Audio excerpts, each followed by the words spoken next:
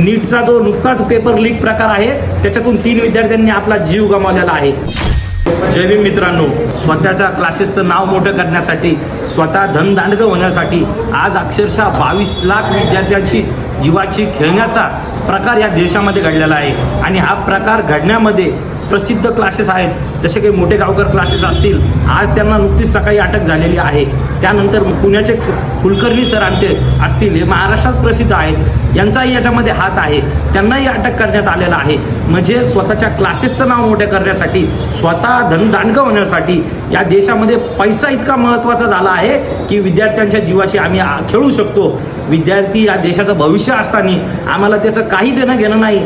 आम्हाला आमचा बाजार मांडायचा आहे, आम्हाला आमचा मॉल चालू करायचा आहे, आम्हाला आमचे पैसे कमवायचे आहेत, एवढाच उद्देश ठेवून या ठिकाणी असले मोठे मोठे क्लासेस या ठिकाणी उघडले जातात आणि मोठ्या मोठ्या ॲडव्हर्टाईज त्यांच्या केल्या जातात। असे अनेक प्रकार आपल्याला या देशामध्ये घडताना दिसत आहेत।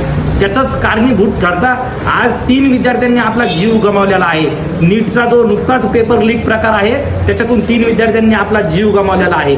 मला या ठिकाणी या शासनाला प्रश्न विचारायचा आहे, या 3 विद्यार्थ्यांनी जो जीव दिलाय याचं कारण नेमकं कोण होतं? आज मोठे गावकर सरांना सकाळी CBIने अटक केलं, 11 तास त्यांची चौकशी झाली। या क्लासेसवाल्यांनी पैसे कमवण्यासाठी, आपल्या स्वतःची ब्रँडिंग करण्यासाठी अक्षरशः पेपर लीक पर्यंत हे गेलेले आहेत। मित्रांनो, अत्यंत भयंकर हा प्रकार आहे, याचा आपण गांभीर्याने विचार करावा।